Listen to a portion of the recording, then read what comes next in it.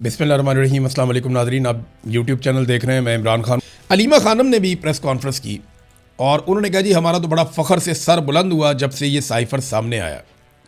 आज हम ये कह सकते हैं हम कितने खुशकिस्मत हैं कि इमरान खान जैसा हमारा भाई है। हम कितने फ़ख्र से कह सकते हैं कि इमरान खान हमारा भाई है। हम बहुत खुशकिस्मत हैं। उन्होंने 3 साल जेल में रहकर पाकिस्तानियों को ये सिखाया कि जब आपको अपनी आज़ादी के लिए खड़ा होना पड़े तो उसे इबादत समझ कर करें। उन्होंने कहा यह जद्दोजहद इबादत है। और मेरी बहन जब पिछली दफ़ा उनसे मिलने गई तो उन्होंने साफ अल्फाज में उसे कहा था कि आज़ादी या मौत। वो आप लोगों के लिए एक मिसाल कायम कर रहे हैं। वो ख़ुद मिसाल बने हुए हैं कि आज़ादी कितनी कीमती चीज़ है। अगर आप आज़ाद नहीं हैं तो ग़ुलामी से बेहतर मौत है। यही पैगाम वो अपनी ज़ात को मिसाल बनाकर दे रहे हैं। हमें उन पर फ़ख्र है जो साइफ़र सामने आया। मैं हर पाकिस्तानी से कहूँगी इसे गौर से पढ़ें। हमें भी इसकी तफसीलात मालूम नहीं थी। हमें तो सिर्फ वो एक पैराग्राफ मालूम था जो इमरान खान ने अदालत में भी कहा और मीडिया पर भी बयान किया। लेकिन जब हमने पूरा साइफ़र पढ़ा तो मैं कहूँगी कि अगर पहले हमारा सर फ़ख्र से बुलंद था तो अब आसमान तक पहुँच गया है।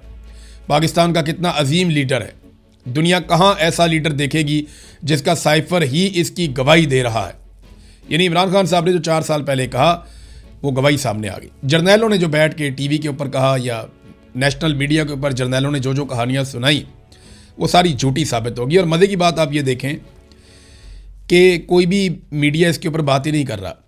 कोई नहीं पूछ रहा कि जनरल बाजवा ने झूठ क्यों बोला, जनरल बाबर इफ्तिखार ने झूठ क्यों बोला, जनरल नदीम अंजुम ने ये सारी चीज़ें क्यों की, ये लोग झूठ क्यों बोल रहे थे, DG ISPR ने झूठ क्यों बोला। ये जर्नैल और ये सियासतदान सारे झूठ बोल रहे थे साइफ़र के मामले पर, कौम को गुमराह कर रहे थे। पाकिस्तान का मीडिया उन्हें अकाउंटेबल नहीं कर रहा। मीडिया ये बातें आपको नहीं दिखाता। क्यों नहीं दिखाता? इसलिए कि वफाकी हुकूमत ने इलेक्ट्रॉनिक और प्रिंट मीडिया को 9.5 अरब रुपए के इश्तिहारात दे दिए। 950 करोड़ मीडिया में बांट दिया इन्होंने। ये वो पैसा है जो सीधा सीधा बांट दिया। और वैसे जो मफादात, जो फ़ायदे मीडिया के बड़े बड़े मालिकान, बड़े बड़े लोग जो फ़ायदे लेते हैं, जो अपने काम निकलवाते हैं, जिनमें वो अरबों रुपया कमाते हैं, वो इससे हटकर है और वो इससे अलग है। पाकिस्तान के हर मीडिया मालिक का कोई ना कोई ऐसा बिजनेस है जिसमें वो बहुत पैसा बना रहा है। और वही असल चीज़ है जहां से पाकिस्तान की मिलिट्री एस्टेब्लिशमेंट ने गिच्ची से पकड़ा हुआ है उस मालिक को और पूरे मीडिया को।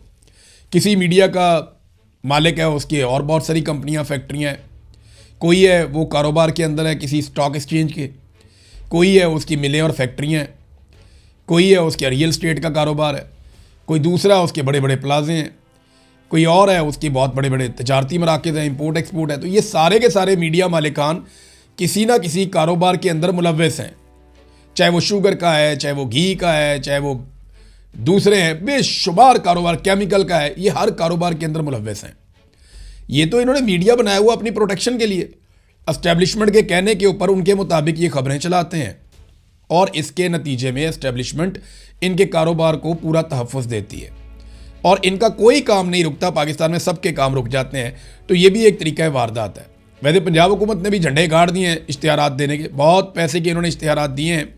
स्टेट बैंक का डाटा बता रहा है कि 31.7 मिलियन डॉलर जो है वो गैर मुल्की सरमायाकारी आई है। 31.7 मिलियन यानी लगभग चलें 32 मिलियन आप लगा लें।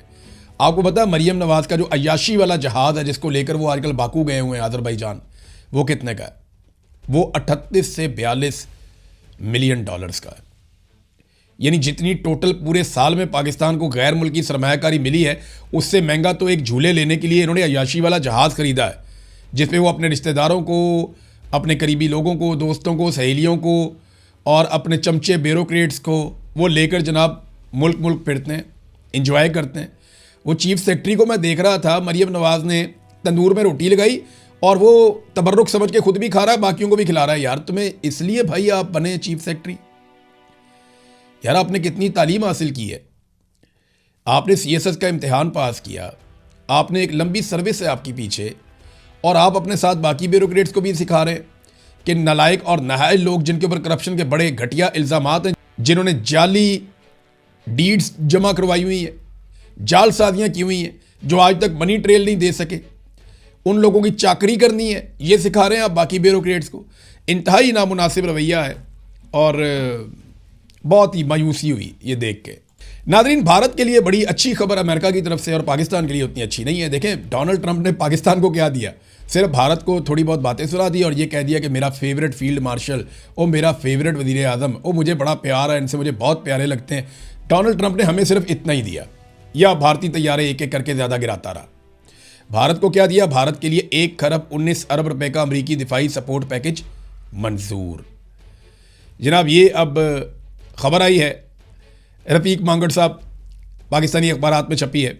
वाशिंगटन और न्यू दिल्ली में बर्फ़ पिघल गई, कशीदगी के बाद अचानक बेहतरी, ताल्लुकात में बड़ा यू टर्न, अपाची हेलीकॉप्टर के लिए 55 अरब और दीगर के लिए उनके मुआहदे शुआहदे हो रहे हैं।